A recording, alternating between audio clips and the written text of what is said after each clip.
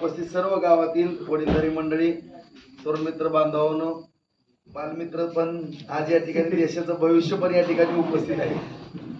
आज खऱ्या अर्थानं बांधवांनी आपली निवडणूक म्हणजे माझ्या सहकारी मित्रांनी आता सांगितलं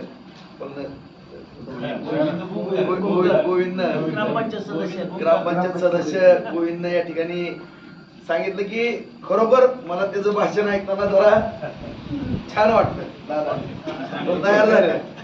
खरोखर या ठिकाणी आपण सगळ्यांनी समजून घेतलं पाहिजे की मुळात ही निवडणूक कोणती, ही निवडणूक काय ग्रामपंचायतीचं नाही मित्रांनो, कुठली तालुका पंचायत नाही, जिल्हा परिषद नाही आणि मुळातच विधानसभा सुद्धा नाही। ह्या निवडणुका एकदम वेगळे, ह्या आपल्या देशांतर्गत निवडणूक आहेत। गाव पातळीची निवडणूक आहे, तालुका पातळीवरची निवडणूक आहे, सगळ्या निवडणुकांचे विषय वेगवेगळे असतात। परंतु ही जी निवडणूक आहे ती अत्यंत जागतिक पातळीवरची महानिवडणूक आहे आणि या ठिकाणी संपूर्ण जगाचं लक्ष या निवडणुकीकडे लागले। आज तुम्ही साधारण जर सगळ्या गोष्टी पाहिल्या, प्रत्येक जण नॅशनल टीव्हीच्या माध्यमातून आज तक असेल, एबीपी माझा असेल, हिंदी इंडिया टीव्ही असेल, TV9 हिंदी असेल, कुठलीही टीव्ही तुम्ही संध्याकाळी आपण घरी बसल्यानंतर बघा, त्या ठिकाणी ज्यावेळेस आपल्या संपूर्ण देशाचा विषय निघतो त्यावेळेस आपल्या शेवटी आपल्या कुटुंबाचा प्रमुख किती मजबूत असला पाहिजे आणि तो कसा असावा ह्याचं जर ज्वलंत उदाहरण म्हणलं तर आपल्या देशाचे पंतप्रधान आदरणीय नरेंद्र मोदी यांच्याशिवाय दुसरं होऊ शकत नाही। आज जर आपण संपूर्ण परिस्थिती पाहिली तर संपूर्ण जगामध्ये सगळ्या देशामध्ये आज जगामधली सगळ्यात जर लोकप्रियतेची जर यादी काढली, सर्वे केला तर मोदी साहेबांचं जगभरामध्ये 1 नंबरला नाव येते। ते काय येतंय, उगाच कोणाचं नाव येत असतंय का? आज आपण सगळेजण पाहतोय की छोट्या छोट्या गोष्टीवरती किती बारीक, म्हणजे प्रत्येक गोष्टीवरती बारकाईनं लक्ष देऊन काम करणारा हा नेता आहे। आज संपूर्ण देशभर काम करत असताना आज या ठिकाणी प्रत्येक मग 2014 पासून ते 2024 पर्यंत सगळे घेतलेले निर्णय बघा। आता काय होतं, एखादा निर्णय घेतला त्याला वर्ष 6 महिने गेले की ती विसरून जातात माणसं। आता नवीन काय तर करावं वाटतं, रोज एक काय असं नसतंय, परंतु जुनंही काय केलंय किंवा काय करतायत ह्या पण गोष्टीचं आत्मपरीक्षण होणं किंवा त्याचं स्मरण होणं हे अत्यंत गरजेचं आहे। आज जर परिस्थिती पाहिली तर प्रत्येक स्तरावरती आज साध्या गोष्टी घ्या, आज चायना बॉर्डरचा विषय असेल, सगळ्यात महत्वाचा संरक्षणाचा विषय असेल। आज आपलं 1962 साली युद्ध झालं त्यावेळेस सैन्यांची काय अवस्था होती, त्या ठिकाणी सैन्य लढत असताना त्यांना रसद सुद्धा मिळत नव्हती। आज एवढा चायना बलवान देश त्याची सुद्धा झाक जिरवण्याचं काम मोदी साहेबांनी केलेलं आहे।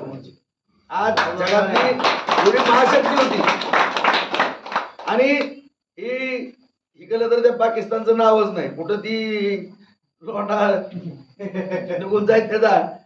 आणि त्या ठिकाणी सुद्धा आपण साधारण पाहतोय की काश्मीरचा मुद्दा निकाली काढला, 370 कलम हटवलं त्या ठिकाणी। आज आपल्या प्रत्येक या मिर्झनपूर मध्ये पण सैनिक म्हणून कोण असेल त्यांना विचारा तुम्ही तिथं काय अवस्था असायची। आज आपल्या ज्यांच्या जीवावरती आज आपण सुरक्षित या ठिकाणी आपल्या लेकरा बाळामध्ये झोपतो किंवा शाळांमध्ये आपण खुल्लेआम या ठिकाणी आपलं जीवन जगतो, अशा आपल्या सैनिक बांधवांना सुद्धा त्या ठिकाणी दगड मारायची।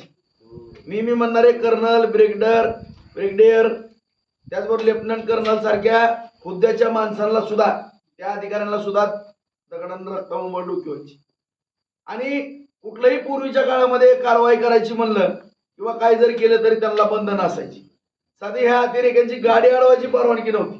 परंतु आज नरेंद्र मोदी साहेब आल्यापासून आणि ज्यावेळेस पासून त्यांनी 370 कलम रद्द केलं, एकाची तर माईली का एक दगड हातात घ्यायची सांगा, दगड घालायची, टोपी फोडायची, हातात दगडाला हात लावस तर टकोर फुटतं गोळीनं, चेंदाड फुटल्यासारखं। त्यामुळं या ठिकाणी ज्या माणसांनी आज हिंमत दिली, आपल्या सैन्यांचं एक कौतुक केलं, बॉर्डरवरती जाऊन प्रत्येक दिवाळी साजरी केली, तो विषय असेल, बॉर्डरच्या सीमा असतील, कारण सरसलामत तर पगडी हजार आहे, तेच करून ते थांबल्यात का?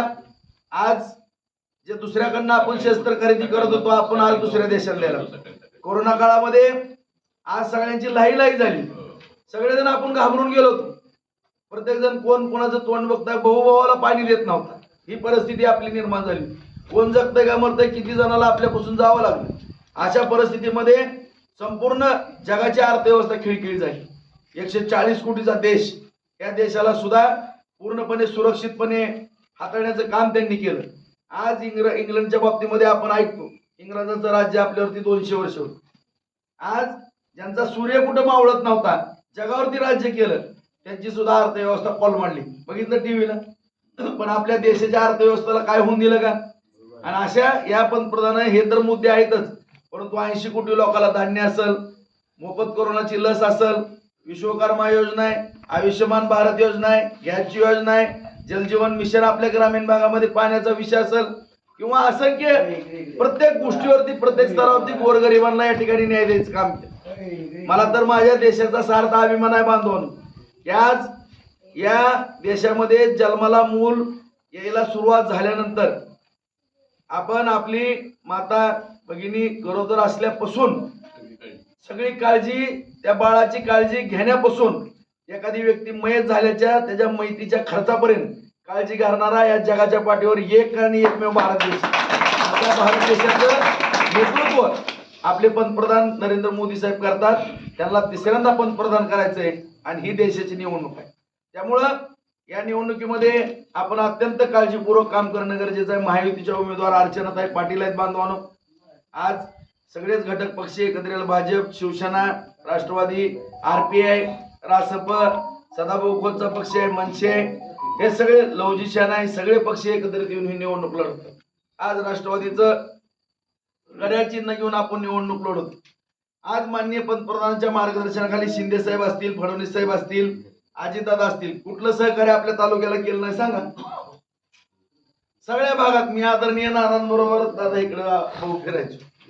सगळं मला विदर्भातच फिरले वाटायचे. एक रस्ता नीट नव्हता. आज परिस्थिती बदलली का नाही? मी 20-25 वर्षापूर्वी मी सुरुवात राजकारणाची केली होती, त्यावेळेस फिरायचो. सगळ्या रस्त्याला गोटेच, कमांडर गाडी, मी केशव बापू, सगळं जर त्या टायर मधून सट करणं कुठं तर उडून जायचं आणि खडक करणं आवाज यायचा. ही परिस्थिती सगळी या भागातली बदलली. सगळं रस्ते झाल्यात, साठवण तलाव मोठे मोठे व्हायला लागल्यात, पाण्याचा प्रश्न सुटायला लागलाय, गावातल्या जलजीवन मिशनचा अंतर्गत प्रश्न आहेत, गावोगाव जोडणारे रस्ते आपण करतोय. चांगल्या पद्धतीचं काम या भागामध्ये चाललेलं आहे. आज संतनात कारखान्याचा विषय आपण हातामध्ये घेतलेला आहे. वैरागला MIDC करतोय आपण. तरुणांना रोजगार देण्याच्या दृष्टिकोनातून त्या ठिकाणी मजबूतीने काम करतोय. भविष्य काळामध्ये ऊसाचा प्रश्न सातत्याने अडचणीचा असायचा. संतनात ही आपल्या वैराग भागाची अस्मिता होती, तोही प्रश्न मार्गी लावतोय. वैरागच्या नगरपंचायतीला पाणी पुरवठ्याची योजना मोठी मंजूर करतोय, ज्या पद्धतीनं ग्रामीण भागामध्ये केली. सगळ्यात महत्वाचा तुळजापूर रस्ता माननीय पंतप्रधानांच्या आशीर्वादानं एकाच वेळेस 376 कोटी रुपयाचा निधी त्या ठिकाणी केंद्र सरकारने सारखी